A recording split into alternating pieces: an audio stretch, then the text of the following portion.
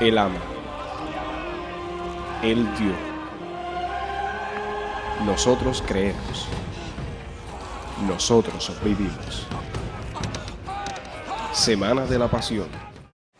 La doctrina de la resurrección de Cristo. Y quiero, de la manera como pastor que soy, quizás más que dar un mensaje elocuente y efusivo y lleno de avivamiento y demás, quiero que sea la palabra de Dios la que en este día ponga un fundamento o reavive nuestra fe, confirme nuestra fe en el Señor, redoble nuestro arraigo a esta fe que hemos abrazado en Jesucristo y que está basada y que es práctica porque está basada en la vida, la muerte y la resurrección de Jesucristo, así como su exaltación. Podemos resumir la historia de Cristo de esta manera: su humillación por medio de su encarnación. Cristo descendió del cielo y se encarnó. Creció, desarrolló su vida y ministerio en la Palestina. Allí demostró su pasión, desarrolló su ministerio, cumplió su labor, la labor que el Padre le había encomendado. Habló del reino, enseñó las verdades y los principios del reino de los cielos, más allá de lo que la ley podía enseñar, más allá de lo que los fariseos lo entendían, más allá de la comprensión humana que había sobre los profetas y la ley. Jesucristo lo enseñó, lo confirmó, lo verificó. Luego Él tuvo que llegar al momento de cumplir el objetivo por el cual Él había venido. Él no solamente vino para ser un maestro, vino para ser un profeta, vino para ser un ungido de Dios. Él vino para ser también el Cordero de Dios que quitaba el pecado del mundo. El único que podía cargar sobre sus hombros el pecado de toda la humanidad era el Señor. Así que Él asumió su cuota de responsabilidad en esta labor salvadora del Señor, en esta misión de salvación eterna para toda la humanidad, y allí padeció, fue crucificado, fue enterrado en una tumba prestada, al tercer día resucitó con un cuerpo glorificado y luego de 40 días pues ascendió al cielo, fue exaltado, dice la Biblia, exaltado, no solamente glorificado al tener un cuerpo, al ser resucitado, sino también que fue exaltado a la diestra de Dios y se le dio un nombre que es sobre todo nombre, para que en su nombre se doble toda rodilla de lo que están en el cielo, en la tierra, debajo de la tierra, y toda lengua tenga que confesar que Jesús, ese Jesús que se humilló y ese Jesús que Dios exaltó a lo sumo, es el Señor para gloria de Dios Padre. Ahora, los cristianos conocemos la doctrina de la resurrección, pero es mi deber como pastor de la iglesia tocar en este día esta doctrina, quizás porque hay personas nuevas que no dominan la doctrina de la resurrección, y el valor de esta doctrina es extraordinario. Yo quisiera hoy tocar esta doctrina bajo 4 aspectos esenciales. Número 1, la realidad y la veracidad de la resurrección de Cristo. Número 2, la importancia, el propósito y la comprensión de esta resurrección. Número 3, las repercusiones y consecuencias de la resurrección de Cristo. Y número 4, el reto y el desafío actual para nuestras vidas. Esos serían los 4 objetivos para esta hora, compartir la enseñanza del Señor. Yo quisiera que usted me acompañara con su Biblia.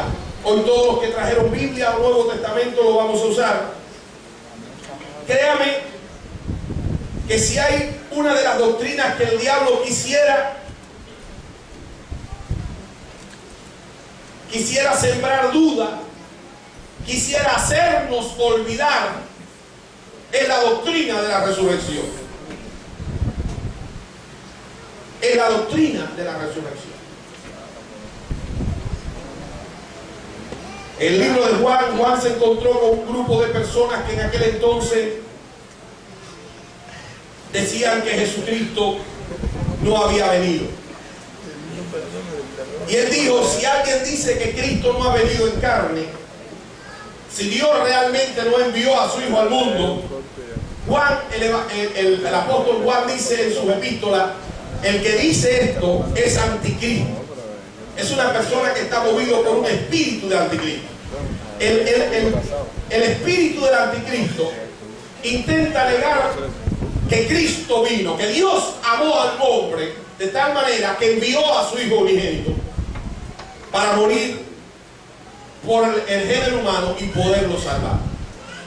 Ahora, media vez que las personas ya pueden creer que Cristo vino, entonces el diablo se encargó de sembrar otra mentira. La otra mentira que él sembró era que Cristo no murió. Y por ahí todavía hay películas y están saliendo algunos evangelios como el de Judas y algunas cosas que se están escribiendo por ahí acerca de que Cristo realmente no murió. Unos enseñan de que en la cruz lo que sufrió fue un desmayo, que lo bajaron de la cruz pero no estaba muerto, etcétera, etcétera. Otros dicen que realmente al que crucificaron no fue a Jesucristo, sino fue a otra persona, pero que Cristo se fue y está vivo y que tuvo hijos y no sé cuánto por ahí. Y ahí están inventando porque el diablo ha tratado uno de que hacer creer que él no vino, que Cristo no ha nacido. Aún los judíos de hoy siguen esperando a un Mesías porque no creen que aquel Jesús de Nazaret es el Cristo, el Hijo del Dios viviente. Otros que ya estaban en la fe están empezando a dudar si realmente Cristo murió. Y por otro lado, los saduceos, los romanos y tanta gente a través de la historia también se han plegado a esa filosofía de anticristo, de negar a Cristo, de ir contra la doctrina de Cristo, que es la de negar la resurrección de Jesús. Ahora, de todas estas, el negar la resurrección de Cristo, según nos dice 1 Corintios 15, es una de las más importantes. Una de las más importantes. Y hoy vamos a ver por qué.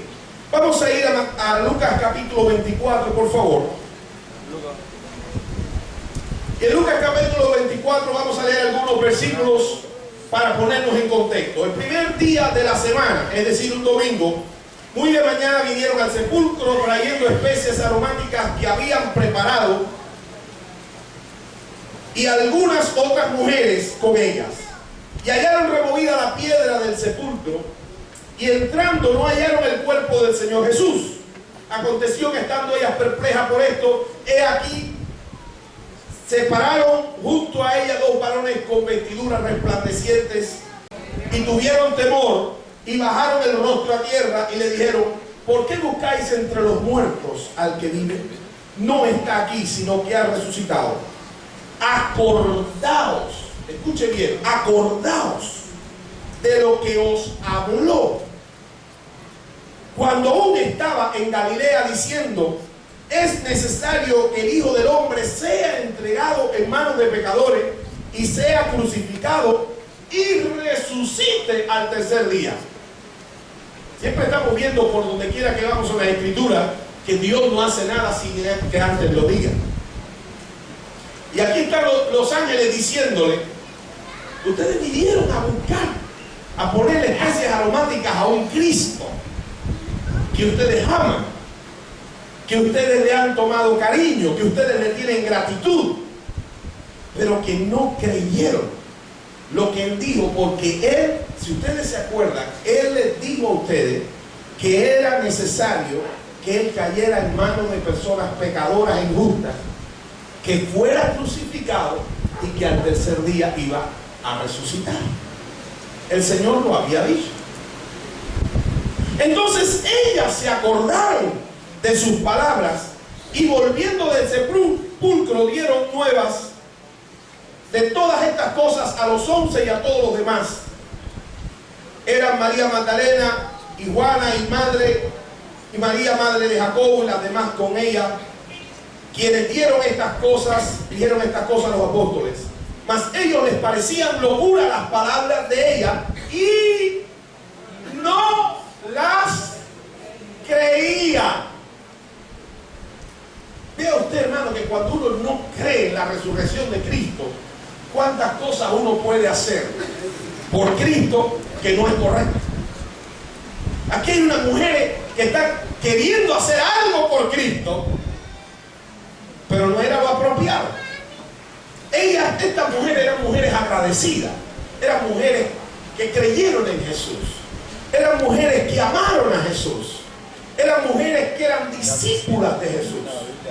Sin embargo, ellas no creyeron que cuando Jesús dijo voy a resucitar, iba a resucitar de verdad. Y hay muchas personas creyendo en Dios, pero no creyendo que Cristo está vivo.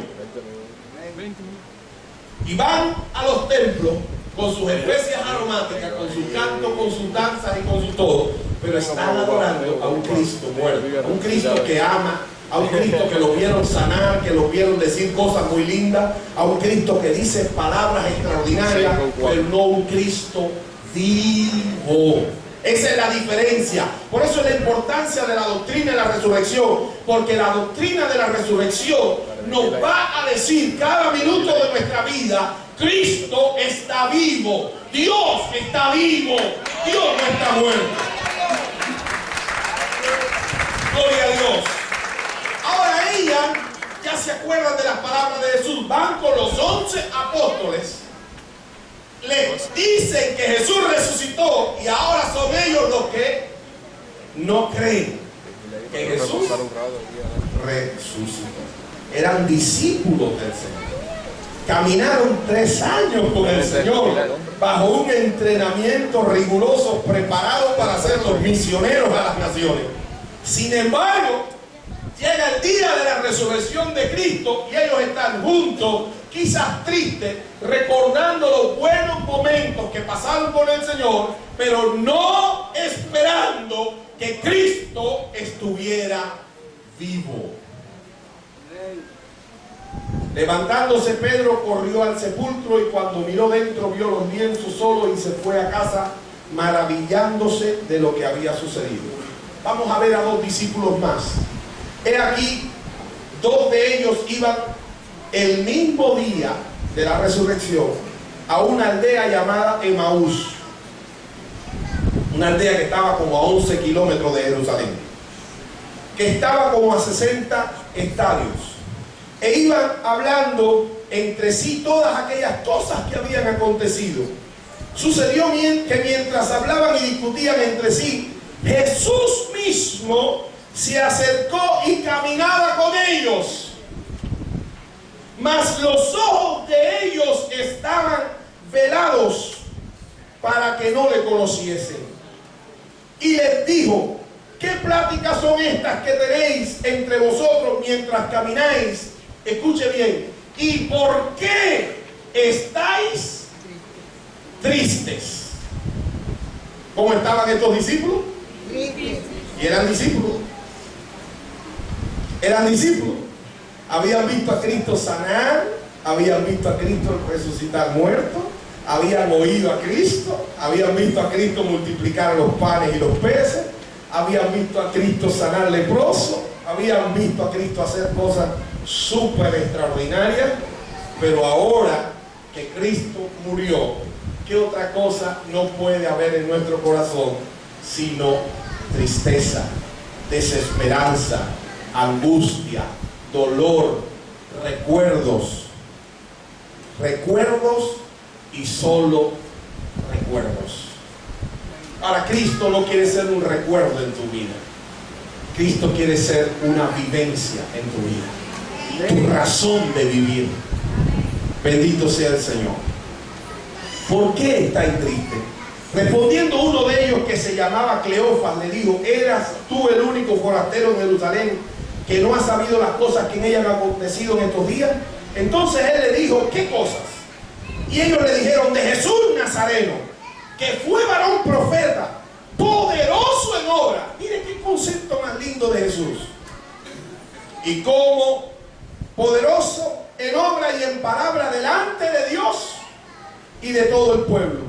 Y cómo le entregaron los principales sacerdotes y nuestros gobernantes a sentencia de muerte y le crucificaron.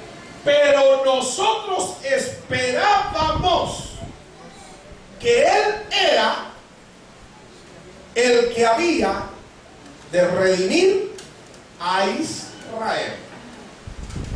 Él era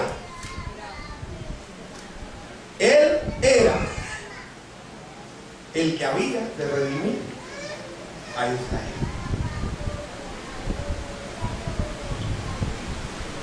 Tiempos pasados, cuando uno no tiene la doctrina de la resurrección de Cristo con claridad, la fe en esa obra de que Dios está vivo, entonces uno dice, el Señor en aquel entonces sanaba enfermos. Según dice la Biblia, el Señor resucitaba muertos.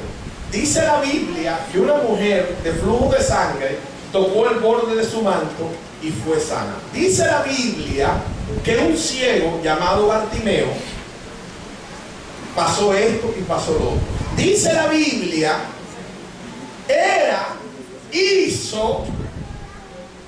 no hay un Cristo de actualidad. Cuando uno no tiene en claro que Cristo está vivo, entonces uno habla en su fe está en el pasado, en sentido pasado, no en sentido de presente. Aunque también nos han asombrado unas mujeres entre nosotros, las que antes del día fueron al sepulcro y como no hallaron su cuerpo, vinieron diciendo que también habían visto visión de ángeles, quienes dijeron que Él vive. Y fueron algunos de los nuestros al sepulcro y hallaron así como las mujeres habían dicho, pero a Él no le vieron. Fíjense, ya sabía que las mujeres habían visto a Cristo resucitado. Ya sabía que los discípulos sabían porque habían ido al sepulcro y el sepulcro estaba vacío. Pero todavía ellos iban caminando rumbo a Emaús, a su tierra, tristes, acongojados.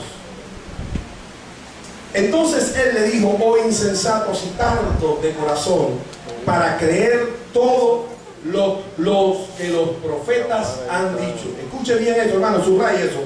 Lo que los profetas han dicho. No era necesario que el Cristo padeciera estas cosas y que entrara en su gloria. Y comenzando desde Moisés y siguiendo por todos los profetas, les declaraba en todas las escrituras lo que de él decía. Saltamos un poquito más, versículo 36. Mientras ellos aún hablaban estas cosas, Jesús se puso en medio de ellos y le dijo, pasa a vosotros. Entonces, espantados y atemorizados, pensando que veían espíritu, pero él les dijo, ¿por qué estáis turbados? Y vienen a vuestros corazones, a vuestro corazón estos pensamientos. Mirad mis manos y mis pies, que yo mismo soy. Palpad y ved, porque un espíritu no tiene carne ni hueso, como veis que yo tengo. Y diciendo esto, le mostró las manos y los pies.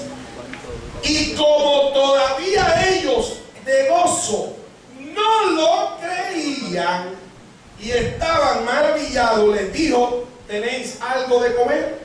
Entonces le dieron parte de un pez asado y un panal de miel, y él tomó y comió delante de ellos. Y les dijo, estas son las palabras que os hablé estando aún con vosotros, que era necesario que se cumpliese todo lo que está escrito en mí, de mí en la ley de Moisés, en los profetas y en los salmos. Entonces les abrió el entendimiento para que comprendiesen las escrituras y les dijo, así está escrito y así fue necesario que el Cristo padeciese y resucitase de los muertos al tercer día, y que se predicase en su nombre el arrepentimiento y el perdón de pecado en todas las naciones, comenzando desde Jerusalén. Comenzando desde Jerusalén. Bendita sea la palabra de Dios. Quizás esta lectura nos da un poco la idea de algunas realidades que necesitamos nosotros tener en claro con respecto a la doctrina de la resurrección. Número uno, tenemos que decir que aparecen ejemplos de resurrecciones en la Biblia, tanto en el Antiguo Testamento como en el Nuevo Testamento. Pudiéramos decir que la resurrección, el acto de resucitar, es un acto sobrenatural. Y este acto sobrenatural, la Biblia lo contempla en tres dimensiones. Primero, físico-temporal. Es decir, físico-temporal es aquellas resurrecciones que ocurrieron tanto en el Antiguo como en el Nuevo Testamento, pero cuyas personas que Dios resucitó por su poder glorioso, también luego murieron. Ese es el caso, por ejemplo, del hijo de la viuda de Sarepta, aquella viuda que alimentó a Elías en tiempos de hambre y que su hijo en un momento determinado murió, y la viuda clamó a Elías y Elías, Dios lo usó para resucitar a ese muchacho. Eliseo en su tiempo también vivió una resucitación del hijo de una mujer que era de Sunem, una sunamita, una mujer que le había hecho un aposento para que él durmiera y ahí viviera, y el hijo de esta mujer murió, y también Dios usó a Eliseo para resucitarlo. Eso en el Antiguo Testamento vemos casos como este, ¿no? Y hay otros casos más. En el Nuevo Testamento vemos que por lo menos tres casos notables. La hija de Jairo, que él era un principal de la sinagoga, había muerto, Jesucristo la resucitó. El hijo de la viuda de Naín, iban en el cortejo fúnebre, Jesucristo en su grupo, pues en alguna encrucijada allí se encontraron, y Jesucristo tuvo compasión de aquella mujer porque era viuda, ese es su único hijo, y resucitó a su hijo. Y el tercer caso que conocemos en las Escrituras es el caso de Lázaro. Ahora bien, estos no son los únicos tres casos que entendemos que Cristo resucitó, pero a lo menos fueron tres casos que con claridad la Biblia recoge que Jesucristo resucitó. Y es un hecho característico que Cristo nunca pudo estar en un velorio. Él dijo: yo soy la resurrección y la vida, y el que cree en mí aunque esté muerto vivirá. Así que Cristo nunca pudo asistir a ningún velorio. Usted y yo sí asistimos, pero Cristo no. Cada vez que Cristo se encontraba con un muerto, lo resucitaba. Así que él no asistía a velorios ni a entierros. Él resucitaba a la gente. Pero no solamente esto. La palabra de Dios nos dice que Jesucristo también mandó a sus discípulos a que resucitasen muertos. Si nosotros leemos allí en Mateo capítulo 10, Mateo capítulo 10, usted lo puede leer y subrayar en su Biblia.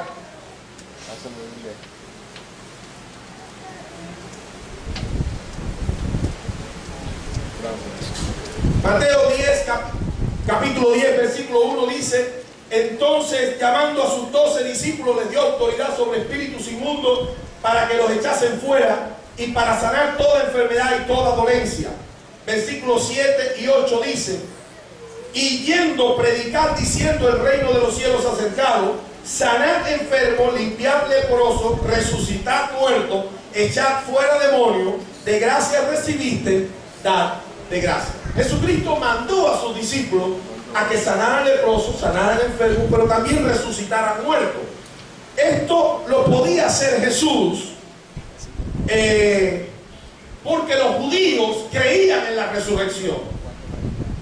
Lo habían visto, lo habían estudiado por los profetas, era parte de su doctrina saber que Dios tenía poder para darle vida a lo que está muerto.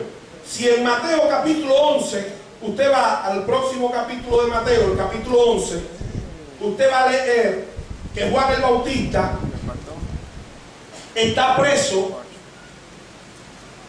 y oyendo acerca de Jesús, dice que él envió a 2 de sus discípulos a preguntarle a Jesús. Dice así, 11:2, al oír Juan en la cárcel los hechos de Cristo, le envió 2 de sus discípulos para preguntarle: ¿eres tú aquel que había de venir o esperaremos a otro? Respondiendo Jesús le dijo: id y haced saber a Juan las cosas que oís y ves. Los ciegos ven, los cojos andan, los leprosos son limpiados, los sordos oyen, los muertos son resucitados y a los pobres es anunciado el Evangelio. Así que estamos por creer que estos 3 casos que hablan los evangelios de resurrección no fueron los únicos casos que Cristo resucitó, de personas que Cristo resucitó. Ya en el libro de los Hechos, nosotros vemos al apóstol Pedro resucitar a una señora llamada Dorcas, una mujer muy querida, muy cristiana, muy bondadosa. Y esta mujer murió, llamaron a Pedro, Pedro oró y esta mujer resucitó. Y también vemos al apóstol Pablo, que al igual que yo predicaba muy largo, solo que aquí tratamos de que la gente no se nos caiga de los balcones, pero dice que había en un tercer piso un muchacho llamado Eutico, y ojalá aquí no haya ninguno que se llame Eutico. Pues tendríamos que decirle a los mujeres que le aseguren un puesto en el primer piso. Porque Eutico dice que como Pablo hablaba mucho y le había cogido ya la medianoche hablando, Eutico estaba sentado en la ventana, se durmió y se cayó. Y cuando cayó de un tercer piso lo levantaron muerto.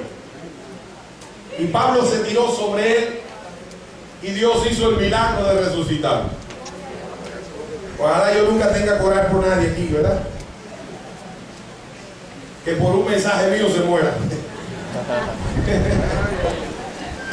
Se me caiga de un balcón.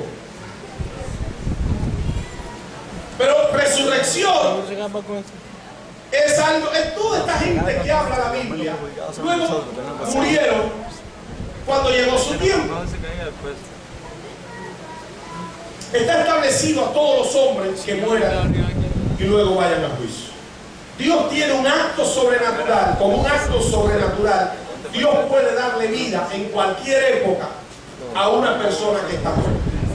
Eso lo ha hecho Dios en el Antiguo Testamento, en el Nuevo Testamento, lo ha hecho a través de la historia y lo sigue haciendo hasta el día de hoy. Ahora, los judíos creían no solamente en este poder sobrenatural de Dios para darle vida a alguien que acaba de morir, sino también los judíos tenían en claro la doctrina de la resurrección, quizás no a la manera de la esperanza que Cristo da, pero sí en el concepto teológico de que al final de los tiempos los muertos iban a resucitar. Los muertos iban a resucitar. Si nosotros vemos en Lucas capítulo 20, usted va conmigo, Lucas capítulo 20, repito, estoy tratando de hacer un estudio lo más pronto que yo pueda, pero para confirmarle que la doctrina de la resurrección es una doctrina que hay que clarificar, porque los judíos creían en esta doctrina de resurrección. Lucas capítulo 20, versículos 27 en adelante, ahí encuentra a un grupo que eran los únicos en Israel, llamados los saduceos, que no creían en la doctrina de la resurrección. Era el único grupo y ellos se calificaban como saduceos. Los saduceos no creían ni en la resurrección de muertos, no creían ni que existían ángeles, ni que existían espíritus. Ellos no creían en estas cosas. Pero todos los demás judíos, incluyendo los fariseos, los escribas, los sacerdotes, todos creían en la resurrección. Dice el 27, llegando algunos de los saduceos, los cuales niegan haber resurrección, le preguntaron diciendo: Maestro, Moisés nos escribió de mano, nos escribió: si el hermano de alguno muriere teniendo mujer y no dejare hijo, y su hermano se case con ella y levante descendencia a su hermano. Hubo pues 7 hermanos, y el primero tomó esposa, murió sin hijo, el segundo, y la tomó el segundo, la cual también murió sin hijo, la tomó el tercero, y así todos los 7, y murieron sin dejar descendencia. La mujer era terrible.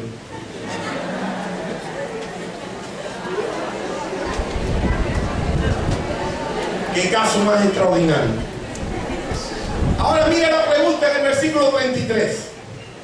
En la resurrección, escuche que están hablando judíos, escuche que no están hablando sus discípulos, escuche que no está hablando la doctrina de Cristo, está hablando la doctrina que ellos conocían. En la resurrección, pues, ¿de cuál de ellos será mujer? Ya que los 7 la tuvieron por mujer. Entonces, respondiendo Jesús, le dijo: los hijos de este siglo se casan y se dan en casamiento, mas los que fueren tenidos por dignos de alcanzar aquel siglo y la resurrección de entre los muertos, ni se casan ni se dan en casamiento, porque no pueden ya más morir, pues son iguales a los ángeles y son hijos de Dios al ser hijos de la resurrección. Ahora vea usted que los judíos creían en la futura resurrección de los muertos. La futura resurrección de los muertos. ¿Cuál entonces es la diferencia entre esta resurrección y la enseñanza sobre la resurrección que viene como doctrina de Cristo? En 1 Corintios capítulo 15 nos va a estar dando algunas ideas sobre la importancia y las consecuencias de la resurrección de Cristo. En primer lugar, Cristo no resucitó para volver a morir. Así que Él no tenía que ver nada con aquella resurrección como un acto sobrenatural, físico de Dios sobre las personas. Jesucristo ahora resucita y a Él se le llama la primicia de esta resurrección, porque no era la resurrección final, la de Cristo, sino la resurrección sobre la cual Él les va a demostrar quién es Él. ¿Qué pasa si Cristo no hubiera resucitado? Dice 1 Corintios capítulo 15. Bueno, nos dice como conclusión que no seríamos salvos. Si Cristo no hubiera resucitado, usted y yo no fuéramos salvos. Dice la palabra de Dios en 1 Corintios 15, todavía estaríamos en nuestros pecados. Lo voy a explicar más adelante. Segunda consecuencia negativa, seríamos los mentirosos más grandes de la tierra o los engañados más grandes de este planeta, los cristianos. O los cristianos seríamos los mentirosos más grandes porque estaríamos diciendo que Cristo resucitó cuando Cristo no resucitó. O seríamos los engañados más grandes del planeta porque estaríamos creyendo que Cristo resucitó cuando de verdad los muertos no resucitan. Dice 1 Corintios 15. Número 3, dice, seríamos los más dignos de conmiseración o de lástima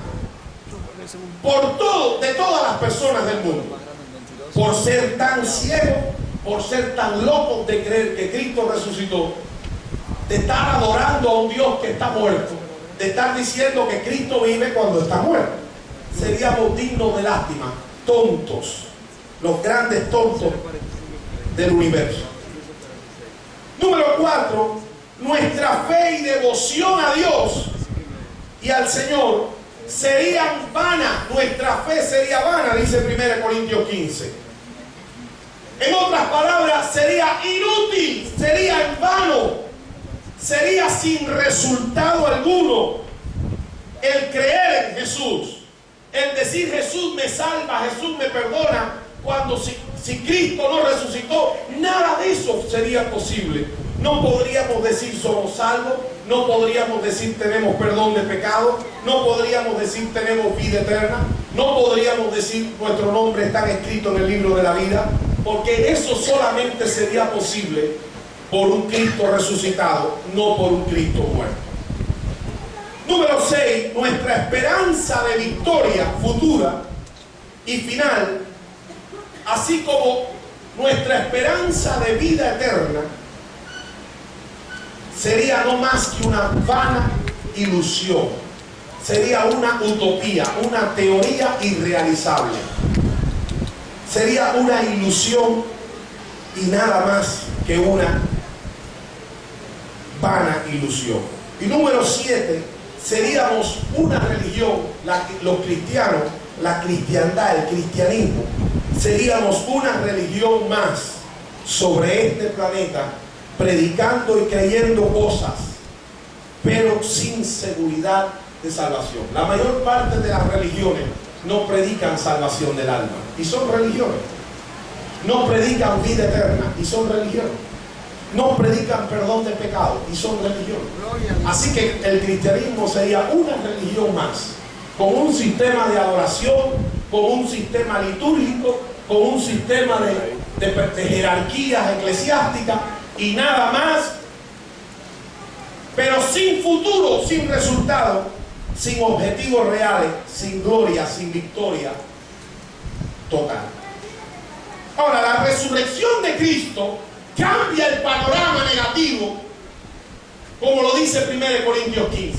Esas son las 7 cosas negativas que sucederían si Cristo no hubiera resucitado.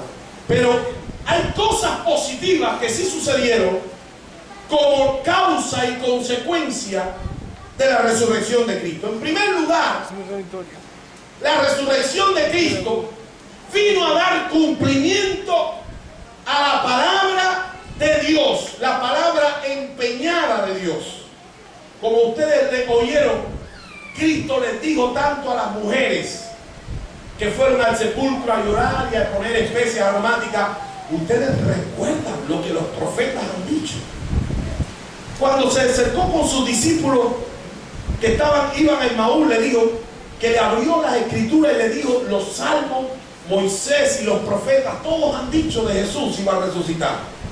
Y luego, cuando se reunió con sus discípulos, les reprochó la dureza de su corazón y les dijo: yo no les dije que los profetas, los salmos y Moisés hablaban de mí y hablaban de que yo era necesario de que yo muriera y resucitara.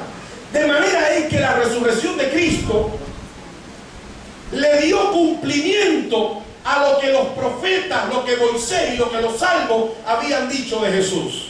Número 1. Número 2, también puso en total cumplimiento las propias advertencias que Cristo había hecho sobre su vida, su muerte, sus padecimientos, su crucifixión y su resurrección. Tanto en Mateo como en Marcos no tenemos tiempo, pero pudiéramos revisar las escrituras, usted lo puede hacer en su casa. Varias ocasiones Jesús les dijo a sus discípulos: yo voy a Jerusalén, allí me van a enjuiciar, me van a escupir, me van a maltratar, me van a humillar, me van a matar, pero yo voy a resucitar. Varias veces Jesús se lo dijo, cosas que ellos nunca le estaban creyendo al Señor, cosas que oyeron, pero Jesús tenía que dar cumplimiento a sus palabras. Número 2. Número 3, la resurrección de Cristo da la confirmación real de que Jesucristo es el verdadero Mesías, el Hijo de Dios enviado para salvar al mundo. Amén. Si Cristo no hubiera resucitado, entonces Cristo podía haber muerto como un gran religioso, un gran fanático religioso, un gran maestro de religión, un gran judío, un extraordinario hombre, pero hubiera muerto por sus pecados, no por los pecados del mundo. La única diferencia que había en Cristo era que como Él era el Hijo de Dios y no había pecado, al Él morir, Él no estaba muriendo por sus pecados, sino muriendo por los pecados de la humanidad. Así que la resurrección viene a dar al traste con que ese Cristo que ellos crucificaron es el verdadero Hijo de Dios, el Mesías. Por ejemplo, Jesús le dijo a la gente en su tiempo: destruid este cuerpo, este templo, y en 3 días lo levantaré. Y ellos pensaron que hablaba del templo de Jerusalén, pero él estaba hablando de su cuerpo. Ustedes me van a destruir mi cuerpo, pero yo en 3 días lo voy a levantar. Número 4. La resurrección de Cristo es la prueba más irrefutable, convincente y confirmadora de que su sacrificio había sido correcto, completo, aceptado y eficaz para la salvación de la raza humana. ¿Qué hubiera pasado si Cristo no hubiera hecho las cosas de la manera correcta? ¿Qué hubiera pasado si Cristo hubiera llegado al Calvario con pecados, con mentiras, con errores, con malas actitudes, con desobediencia? Entonces Jesucristo no podía ser el Cordero que quitaba el pecado de los demás, sino el Cordero que también tenía pecado. Y él entonces moría por sus pecados y no por los de la humanidad. El que Dios resucitara a Cristo de los muertos daba y confirmaba de que aquel que fue crucificado era verdaderamente el Hijo de Dios que quita el pecado del mundo. Él dijo: yo he venido a dar mi vida en rescate por todos. Así que la resurrección de Cristo fue la confirmación divina de que el sacrificio de Cristo estaba completo y estaba perfecto. Si Cristo no hubiera hecho un sacrificio perfecto, Dios no lo hubiera resucitado de los muertos. Pero por cuanto Él lo hizo todo bien, Dios confirmó su obra expiatoria, redentora, pagando el precio por la salvación de la humanidad. Dios lo confirmó, Dios lo aprobó, Dios selló con aprobación ese sacrificio, resucitándole de los muertos. En quinto lugar, la resurrección de Cristo es la garantía de la vida eterna y la glorificación para todos los que le creen. Por ejemplo, Jesucristo dijo, según dice Juan 12, si el Hijo fuere levantado, a todos atraeré a mí mismo. En otras palabras, si yo triunfo en todo este proyecto de salvación, si el diablo no logra tomar victoria sobre mí, si yo salgo vencedor en esta batalla y derroto al diablo y lo aplasto bajo mis pies y triunfo sobre él en la cruz del Calvario y soy levantado, una vez que yo sea levantado, a todos los que me siguen, a todos los que creen en mí, también serán levantados. Él es la garantía de que tú y yo vamos a resucitar también en el día postrero. Número 6, también garantizó su glorificación y exaltación a la diestra del Padre. No solamente Cristo resucitó y se presentó a sus discípulos y comió, como leyeron ahí en Lucas 24, mostró sus manos, mostró sus pies, comió pescado, comió miel y mostró un cuerpo glorificado, sino que Él fue levantado a la diestra de Dios. Y Él dijo: no se turbe vuestro corazón ni tenga miedo. Creéis en Dios, creéis también en mí. En la casa de mi Padre muchas moradas hay. Voy pues a preparar lugar para vosotros, para que donde yo esté, vosotros también podáis estar. Su exaltación es mi exaltación. Y aquí entramos quizás en la recta final de esta parte que estoy tratando de ir corriendo para probarte por las Escrituras la importancia de la resurrección de Cristo. En Hechos capítulo 4, versículo 10, y vamos a meternos en 2 o 3 pasajes claves. Hechos 4:10, de donde vamos a sacar alguna que otra enseñanza valiosa, rapidito. Hechos 4:10 al 12 dice: Pedro está ante el concilio y dice: sea notorio a todos vosotros y a todo el pueblo de Israel que en el nombre de Jesucristo de Nazaret, a quien vosotros crucificaste y a quien Dios resucitó de los muertos, Por él, este hombre está en vuestra presencia sano. Este Jesús es la piedra reprobada por vosotros los edificadores, la cual ha venido a ser la cabeza del ángulo. Y en ninguno otro hay salvación, porque no hay otro nombre bajo el cielo dado a los hombres en que podamos ser salvos. Y ahí está la glorificación y la exaltación de Jesucristo. Gloria a Dios. Jesucristo no solamente murió y resucitó por los judíos, eran la gente de su raza. Jesucristo murió y resucitó por todo el género humano. Gloria a Dios. Y no hay otro nombre dado a los hombres debajo del cielo en quien las personas puedan ser Salva. Dios le dio un nombre. Ahí está la exaltación de Cristo. No hay otro nombre en quien la gente pueda ser salva. Nadie más puede salvar. Llámese como se llama. Está claro que a este Jesús que el Dios resucitó, Dios también le dio un nombre que es sobre todo nombre, y es en el único nombre donde podemos ser salvos.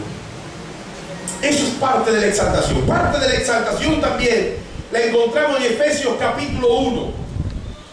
Así que un primer golpe glorioso de exaltación es que Dios hizo a Cristo la única vía, el único mediador entre Dios y los hombres, Jesucristo.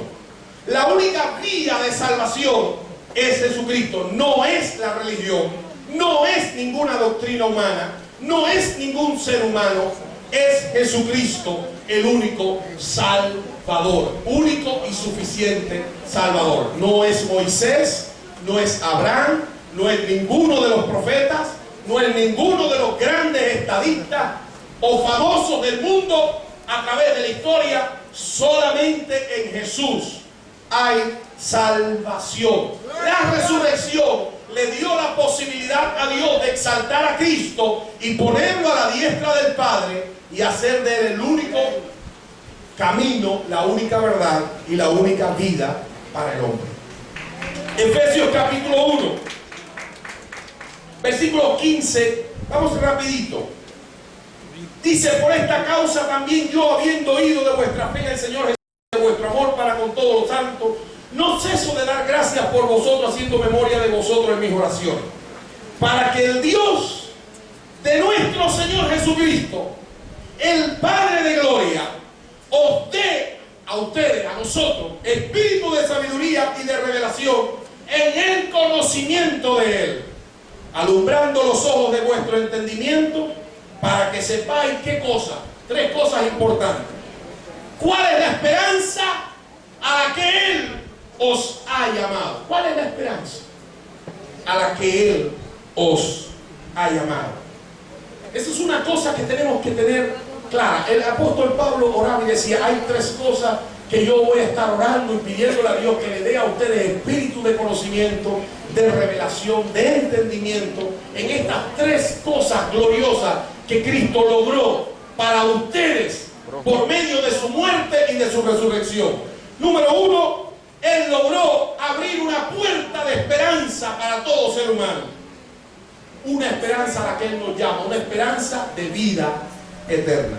Número dos, ¿cuál es la riqueza de la gloria de su herencia en los santos? No solamente Cristo compró y logró para nosotros un lugar en el cielo y logró darnos una esperanza de vida eterna desde que estamos aquí en la tierra, sino Cristo también, con su muerte y su resurrección, garantizó que las riquezas de gloria del Padre, que el poder del Padre, que la gloria y la majestad de Dios lleguen a tu vida y lleguen a la mía en forma de herencia. Lo que es de Dios ahora es mío. Jesucristo, sentado a la diestra del Padre, está garantizando que tú vas, si te mantienes fiel, tú vas a ir a estar con el Señor. Número dos, Jesucristo a la diestra del Padre, exaltado y sentado a la diestra del Padre, está garantizando de que tú recibas diariamente su bendición, el apoyo y el respaldo de Dios para todos los desafíos de tu vida diaria. Tú eres un heredero de Dios. Tú eres un heredero de la riqueza y de la gloria y de las bendiciones de Dios. Esta riqueza, ¿cuáles son las riquezas de la gloria de su herencia en los santos? Qué bueno que nosotros podamos entender esto en este día y podamos decir: gracias te doy, Padre, porque yo me voy a ir de este lugar con estas cosas en claro. Número uno, que soy salvo. Y soy salvo por la única persona por la que puedo ser salvo, que se llama Jesucristo. O qué triste sería el caso si usted estuviera aquí y usted no tuviera a Cristo en su corazón. Usted, puedo garantizarle que usted no es salvo. Si Cristo no está en tu vida, usted no es salvo. No importa cuántas cruces tú tengas en tu casa, ni cuántos cuadros o fetiches o imágenes tú tengas colgados en tus paredes, o cuántas cositas tú lleves en tu cartera, o cuántas medallas tú tengas en tu pecho, o escondidas debajo del colchón de tu casa. No importa cuán santa o cuán devota fue tu abuela, eso no te va a hacer salvo. Gloria a Dios. Para ser salvo tú tienes que tener a este Cristo vivo y resucitado en tu corazón, porque no hay otro en que tú puedas ser salvo.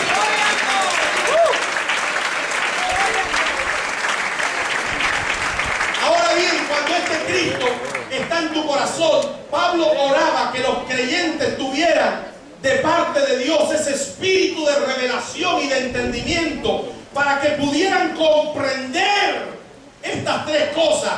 Porque yo soy salvo, el día que yo muera yo no voy al infierno. ¿Cuántos saben aquí que no van a ir al infierno? ¿Cuántos pueden decir: yo no voy a ir al infierno? Yo me voy para el cielo. Aleluya. ¿Cuántos saben que sus nombres están escritos en el libro de la vida? Ese libro donde están escritos los santos, los redimidos por la sangre del Cordero. De este Cordero que murió, pero que también resucitó. Ahora, eso es esperanza. Usted nunca pierda la esperanza. La muerte no es el final de tu vida. La muerte es el abrir la puerta a la eternidad. Tú cierras los ojos a esta realidad temporal para abrirlo a una realidad eterna en Cristo Jesús. Bendito sea el Señor.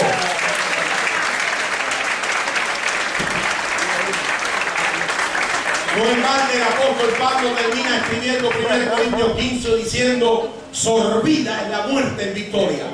¿Dónde está, oh muerte, tu victoria? ¿Y dónde está, oh sepulcro, tu aguijón? ¿Dónde está? Ya no me vas a meter más miedo. Ya no me vas a meter más miedo. Sea hoy o mañana o el año que viene, sea que Cristo venga o que yo vaya, o que me pasen lista y me vaya a buscar. El Señor me mande a buscar. ¿Sabe una cosa? Yo voy al cielo. Pablo decía: ausentes en el cuerpo, presentes en el Señor. El día que ya mi espíritu y mi alma no estén en este estuche humano que está aquí porque mi alma y mi espíritu están aquí todavía, pero el día que mi alma y mi espíritu se separen de este cuerpo, mi cuerpo va a la tumba, pero mi alma y mi espíritu van a Dios. Qué grande esperanza. Si eso pasa hoy, voy a decir. Si pasa mañana, voy a decir. Si Cristo viene, lo vamos a decir. Eso es esperanza. Qué bueno es entender esto. Y qué bueno es estar preparado para esto. Número dos, yo soy una persona que en esta tierra, tanto ahora como por la eternidad, yo soy rico en Cristo Jesús. Las riquezas de la gloria. Pablo decía: yo oro para que ustedes entiendan las riquezas de la gloria de su herencia en los santos, en ustedes, en mí. ¿Cuál es la riqueza de la gloria de su herencia? Dios está contigo. ¿Conoces tú a alguien que pueda defenderte mejor que el Señor? Él es tu Salvador, Él es tu Salvador, Él es tu ayudador, Él es tu sombra a tu mano derecha. Cada día que tú te levantas, hijo e hija de Dios, tú puedes decir: nuevas son en esta mañana las misericordias de Dios para con mi vida.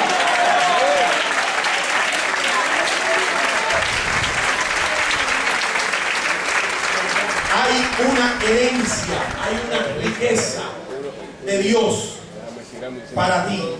Hay una riqueza y ojalá la puedas conocer. Y número 3, la supereminente grandeza de su poder. ¿Para quién?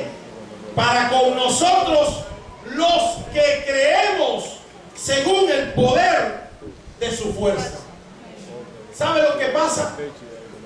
Y ojalá cada uno de nosotros pueda entender esto, porque esto era lo que Pablo decía: por esta causa doblo mis rodillas, para que Dios les dé a ustedes entendimiento y puedan entender con claridad y comprender que todo el poder de Dios está a tu disposición.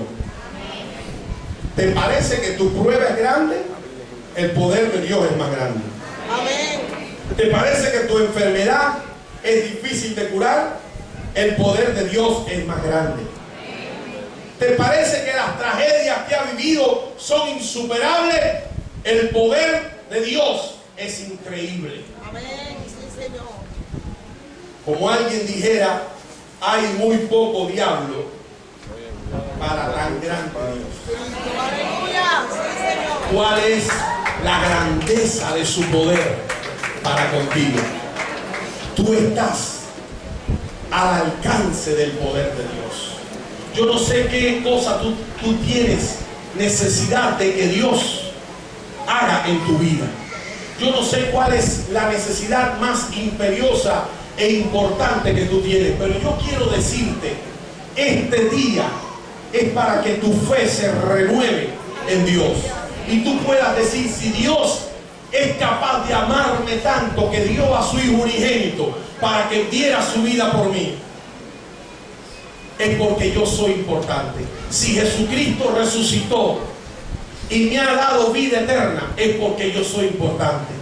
Si me ha hecho heredero de su gloria, es porque yo soy importante para Él. Y si me ha puesto a disposición mía todo su poder, la grandeza, la supereminente grandeza de su poder, para que obre a mi favor, entonces yo soy importante para Él.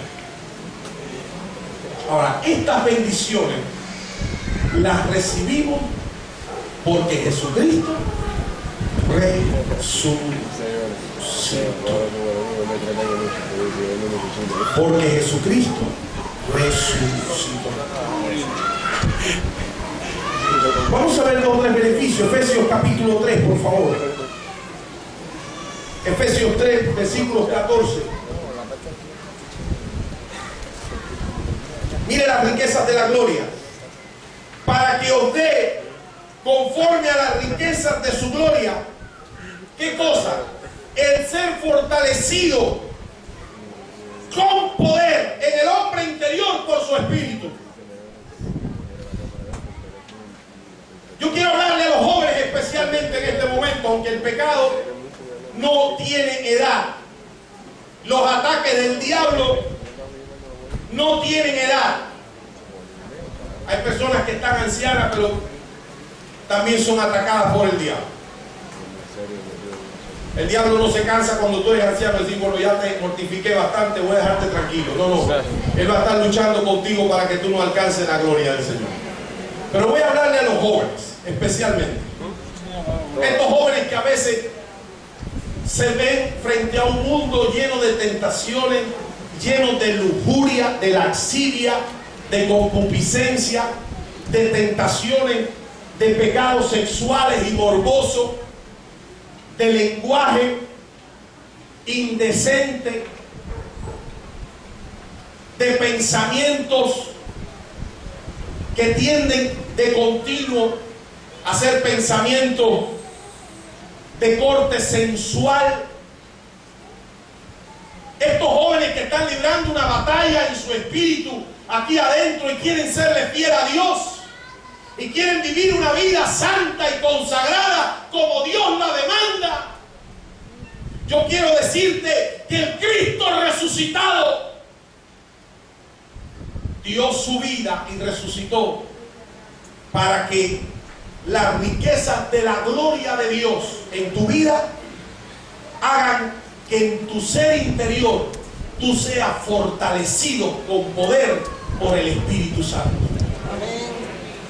Tú puedes tener un mundo interior fortalecido. Hay pastores que la carne es débil. La carne es débil, pero el Espíritu te da victoria sobre la carne. Aleluya. El Espíritu puede levantar bandera de victoria sobre todas las luchas de tu carne, sobre todas las tentaciones. Aquellas personas que todavía están saliendo de vicio y de hábitos no correctos, no cristianos, no propios de un hijo, de una hija de Dios. Yo quiero decirte en esta hora, tú tienes que reconocer que el Dios que vive en tu vida es un Dios vivo y te capacita con poder en tu ser interior para tú ser un creyente sólido y fuerte, santo y consagrado a Dios. Amén. Aleluya. Este día es bueno para que tú le digas al diablo: Satanás, yo estoy recibiendo ahora claridad por medio de la palabra de Dios, de que yo tengo derecho, yo tengo acceso al poder de Dios por medio del Espíritu Santo que mora en mí, para fortalecer mi mundo interior, este mundo de pensamientos, de sentimientos y de actitudes que muchas veces, hermanos, nos llevan a derrota. ¿Cuántas personas quieren vivir una vida cristiana, pero los pensamientos, malos pensamientos, pensamientos lujuriosos, a veces le roban la bendición y la santidad?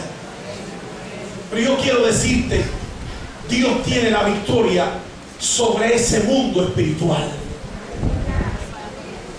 El Espíritu Santo viene a actuar en nombre de Jesús para fortalecer tu mundo interior y hacer que tú vivas una vida conforme Dios quiere y conforme tú también quisieras. Porque yo sé que yo pasé por esa etapa de joven y había cosas que, al igual que el apóstol Pablo dice en Romanos 7, dice: hay veces que las cosas malas que no quiero hacer, esas son las que hago, y las cosas buenas que quiero hacer, esas no las hago. A veces esa lucha interna derrota a las personas. Pero el apóstol Pablo está escribiendo a Efesios y dice: las riquezas de la gloria de Dios, entre ellas está una de esas bendiciones de las riquezas de la gloria de Dios en tu vida, es que tú puedas ser fortalecido en tu ser interior por el Espíritu Santo que te ha sido dado. Número 2, para que tú puedas sentir la presencia de Dios y tener la presencia de Dios, para que habite Cristo por la fe en vuestros corazones. Esa es otra de las cosas que hace un Cristo vivo: habita dentro de nosotros, vive dentro de nosotros, no está muerto, Él está vivo dentro de cada uno de nosotros. Somos morada de Dios por el Espíritu Santo, gracias a la obra de resurrección.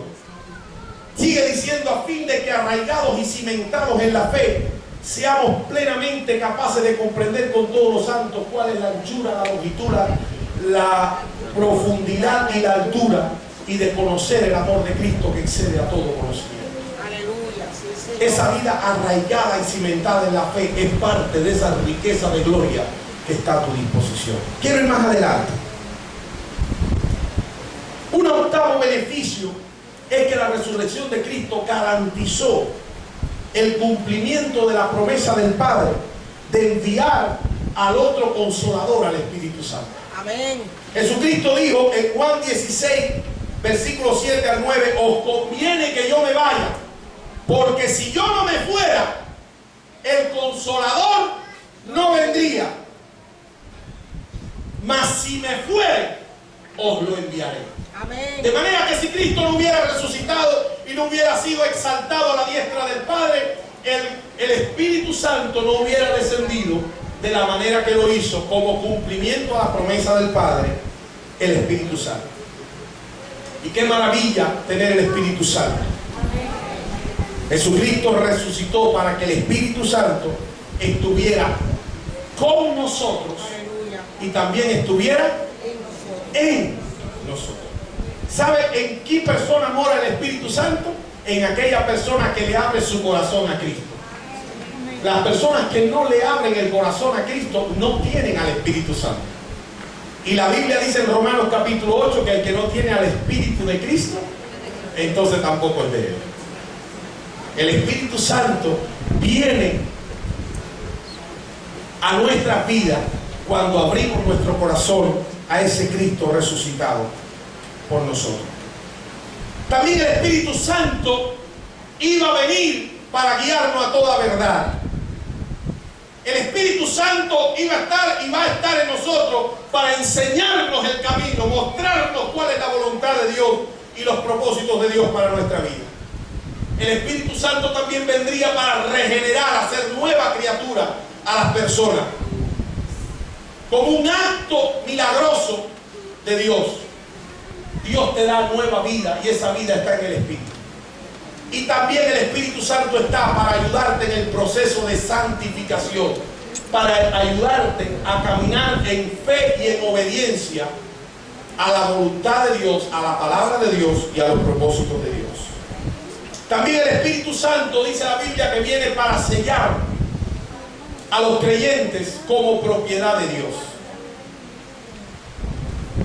También el Espíritu Santo viene para investir con poder y con dones a los creyentes, etcétera, etcétera. Pudiéramos pasarnos la tarde hablando de qué obra tan extraordinaria viene a hacer el Espíritu Santo en la vida del creyente. ¿Y sabes por qué tienes al Espíritu Santo? ¿Sabes por qué lo tienes? Porque Jesucristo murió, pero también, si Él no hubiera resucitado, usted no tuviera al Espíritu Santo dentro de ti.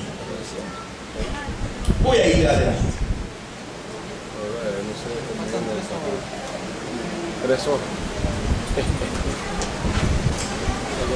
Una novena razón por la que Cristo resucitó es para ser el juez de los vivos y de los muertos. Juez de los vivos y de los muertos. Voy a leer dos pasajitos breves. Hechos capítulo 10. Hechos capítulo 10. Mucha gente no entiende esta parte de la resurrección de Cristo. Pero uno de los derechos que ganó Cristo al morir y resucitar es el que Dios le declarara no solamente que Él era el Salvador, Él era el Señor, sino también Él va a ser el juez de los vivos y de los muertos. Hechos capítulo 10, versículos 40. Dice así: a este levantó Dios al tercer día e hizo que se manifestase no a todo el pueblo, sino a los testigos que Dios había ordenado de antemano, a nosotros que comimos y bebimos con Él después que resucitó de los muertos. Y nos mandó que predicásemos al pueblo y testificásemos que Él es el que Dios ha puesto por juez de vivos y muertos. Y si usted camina 7 capítulos más adelante, en Hechos 17, ya no es Pedro sino el apóstol Pablo, en el versículo 30, Pablo también afirma lo siguiente: pero Dios, habiendo pasado por alto los tiempos de esta ignorancia, ahora manda a todos los hombres que se arrepientan, por cuanto ha establecido un día en el cual juzgará el mundo con justicia. ¿Por quién? Por aquel varón a quien designó, dando fe a todos de qué, de haberle levantado de los muertos. Dios ha declarado que un día ese Cristo que por primera vez vino manso como cordero, como paloma, sencillo, humilde, nació en un pesebre, vivió una vida sencilla pero santa, murió como el más vil de los pecadores, pero resucitó por el poder de Dios. Hoy está sentado a la diestra del Padre Es el único que puede perdonar pecado. Es el único cuya sangre limpia de todo pecado. Es el único nombre dado a los hombres en el cual puedan ser salvos. Es el dador del Espíritu Santo. Es el dador de la vida eterna. Es el que ganó la herencia para todos los hijos de Dios. Es el que trajo el poder de Dios y lo ha hecho realidad en los creyentes. Es el que bautiza con Espíritu Santo y con fuego. Pero también es el juez de los vivos y de los muertos. Así que Jesucristo garantiza que todos los que creen en Él serán resucitados para vida eterna. Vayámonos pues al final ya del tema y mencionemos el pasaje que no podemos dejar de mencionar en este día de primera a los Tesalonicenses capítulo 4. Primera a los Tesalonicenses capítulo 4.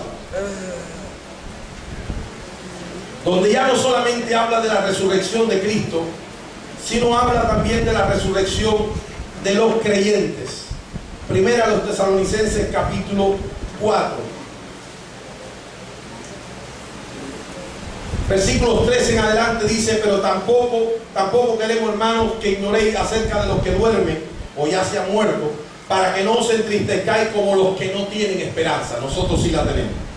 Porque si creemos que Jesús murió y resucitó, si creemos que Jesús murió y resucitó, así también traerá Dios con Jesús a los que durmieron en Él.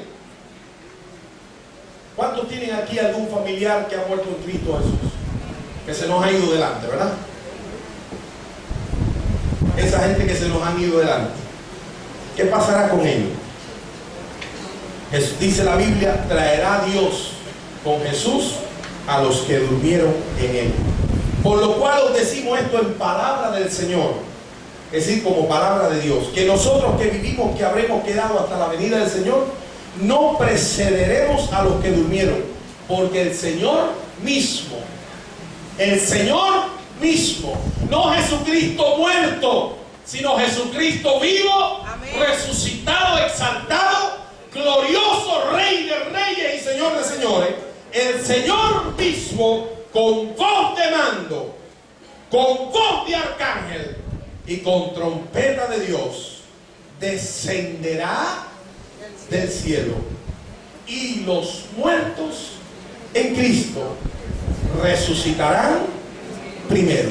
Luego nosotros, los que vivimos, los que hayamos quedado, seremos arrebatados juntamente con ellos en las nubes para recibir al Señor en el aire, y así estaremos siempre con el Señor. Amén. A esto se le llama la primera resurrección. ¿Cuándo va a ocurrir la primera gran resurrección masiva, mundial? ¿Cuándo? Cuando Jesucristo venga, en la segunda venida de Cristo. Tiene dos etapas. La primera, Él viene a levantar a su iglesia con voz de arcángel, con voz de mando. Él dará la orden y todos los muertos en Cristo resucitarán con cuerpo glorificado. Dice: y le encontraremos en las nubes. Amén. Fíjese que dice en las nubes, para recibir al Señor en el aire. En el aire seremos arrebatados. Los que estén vivos ese día no gustarán la muerte, sino serán transformados. Pero los que murieron en Cristo Jesús, murieron en esta esperanza, serán resucitados. Esa será la primera resurrección que habla la Biblia. También la Biblia habla de una segunda resurrección, ya en el capítulo 20 de Apocalipsis. Ya al final de los tiempos, al final del día del Señor, la Biblia habla aquí en 1 Tesalonicenses capítulo 5, versículos 1 y 2, que la venida del Hijo del Hombre da comienzo a lo que la Biblia le llama en 1 Tesalonicenses 5 el día del Señor. El día del Señor no es un día de 24 horas, sino un día donde Él va a hacer realidad todo su proyecto. Uno, levantar a su iglesia a las bodas del Cordero y resucitar a los creyentes que murieron en fe. Luego Jesucristo vendrá sobre, ya no en el aire, sino pondrá sus pies sobre el monte de Sión. Allí encarcelará al diablo por 1000 años y por 1000 años estará reinando sobre la tierra. Luego el diablo será suelto, levantará las naciones y será su última batalla. Y luego de todo esto acontezca, entonces viene al final de todo la segunda resurrección, donde dice en Apocalipsis 20 que el mar entregará a sus muertos, la tierra, el Seol entregará a sus muertos, todos resucitarán. Dice, unos resucitarán para vida y otros resucitarán para condenación eterna. En Apocalipsis 20 dice que todas las personas terminarán frente al trono blanco de Dios. Ya no los creyentes, sino todas las personas, trono blanco de Dios. Y todo aquel que no se encontró escrito en el libro de la vida será echado en el lago que arde con fuego y azufre, la cual es la muerte segunda o el infierno eterno. Usted y yo no tenemos que tener miedo a esos acontecimientos, porque Cristo murió, resucitó para darnos una esperanza de gloria.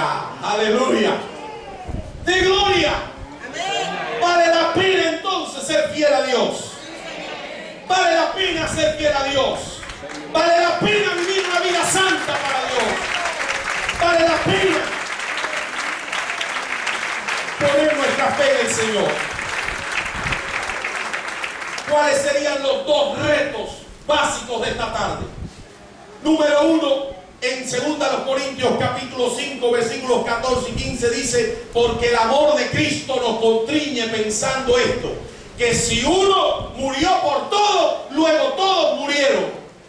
Y por todos murió, para que los que viven ya no vivan para sí, sino vivan para aquel que murió y resucitó por ellos. ¿Cuál es el primer reto final de este mensaje? ¿Cuál es el desafío que hace la doctrina de la resurrección de Cristo a mi vida en esta tarde?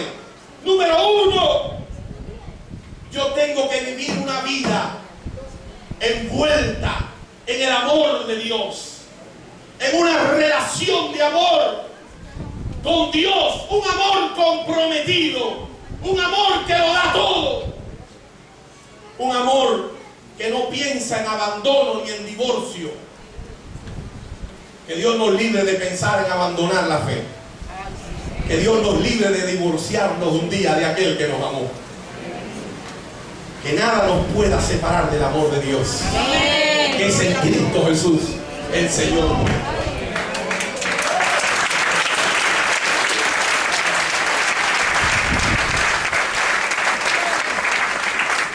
Así que el primer desafío a mi vida de la resurrección de Cristo es vivir constreñido por el amor de Dios. Otra versión dice que el amor de Dios no me da otra opción.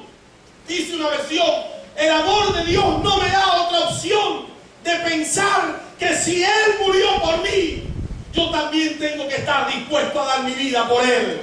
Amén. Y yo tengo no solamente que estar dispuesto a morir por Él, sino también a vivir para Él. Aleluya. La mayor parte de nosotros no vamos a tener que morir por Cristo, pero sí vamos a tener que vivir para Cristo. Amén, sí, Señor. Quizás en nuestro país, por ser cristiano, no están matando actualmente a nadie, ¿verdad? Hay otros países donde por ser cristiano te pueden matar. Y esa gente tendrán que saber si el amor de Dios, ellos van a responder al amor de Dios con tanto amor que ellos estén dispuestos a dar su vida por Cristo. Pero la palabra de Dios dice, pensando esto, que si uno murió por todos, luego todos murieron. Y por todos murió para que los que viven ya no vivan para sí, sino vivan para aquel que murió y resucitó. La resurrección de Cristo me compromete a mí a vivir mi vida cristiana de tal manera que yo pueda decir, yo estoy viviendo para Cristo. Amén. Mi razón de vivir es Cristo. A la persona que más yo le tengo que agradar en cómo me visto, cómo hablo, cómo soy, cómo actúo, cómo me conduzco, cómo trabajo, es a Dios. Gloria a Dios. Mi primer compromiso es con Él, porque Él lo dio todo por mí.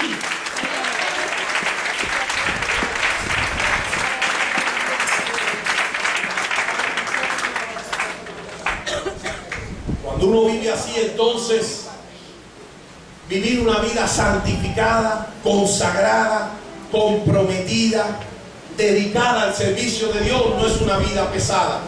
No hay que estarme empujando para que yo sea un cristiano comprometido y sea un cristiano fogoso. No, no, no, no. El amor de Cristo no me deja otra opción que vivir de esa manera.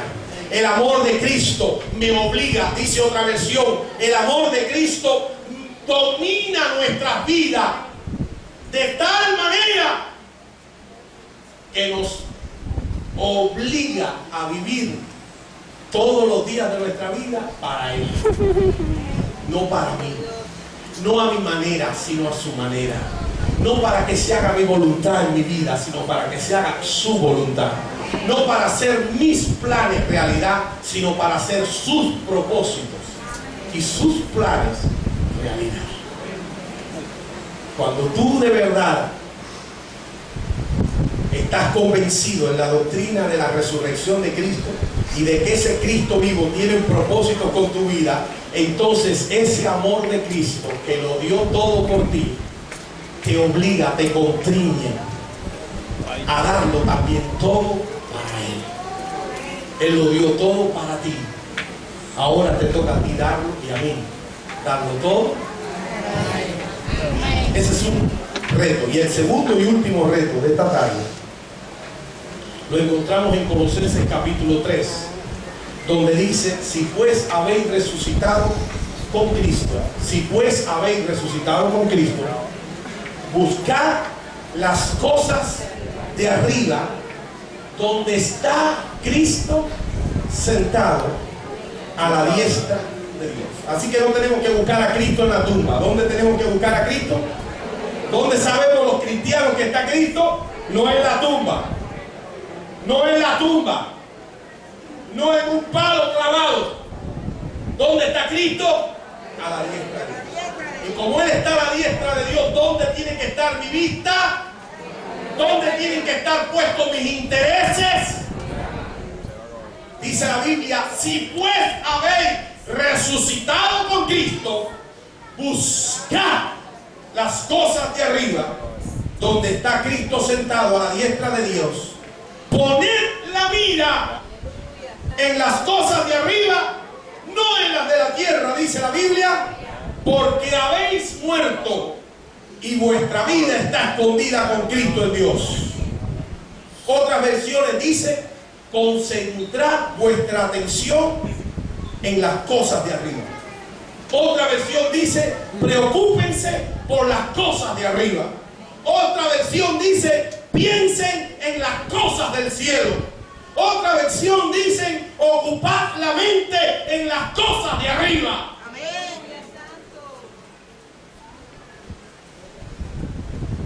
Y sigue diciendo: cuando Cristo, vuestra vida, se manifieste, cuando Él venga, sea que tú estés vivo o que hayas muerto, cuando Él venga, entonces vosotros seréis manifestados con Él en gloria. Si ya moriste, ¿qué va a pasar? Vas a ser resucitado. Si estás vivo, ¿qué vas a hacer? Transformado. Que en tu vida lo celestial esté por encima de lo terrenal. Que en tu vida lo espiritual esté por encima de lo carnal y mundano. Que en tu vida lo de arriba, lo de Dios, esté por encima que lo de abajo y lo de los hombres.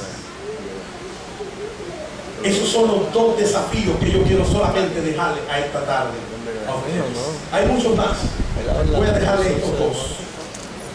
Segunda de Corintios 5. El propósito de mi vida, de una vida resucitada, ya no es vivir para mí, porque Él no murió para que yo viviera para mí y siguiera viviendo a mi manera. Él murió y resucitó para que los que viven por Él ya no vivan para sí, sino vivan para aquel que murió y resucitó. El propósito y el sentido de tu vida tiene que ser vivir para Dios. Y número dos, el enfoque, la prioridad, la preferencia, tu valoración de las cosas de Dios tiene que estar por encima de las cosas humanas y terrenales. Hermanos, si habéis resucitado con Cristo, busquen las cosas de arriba, donde está Cristo sentado. Poned la mira en las cosas de arriba.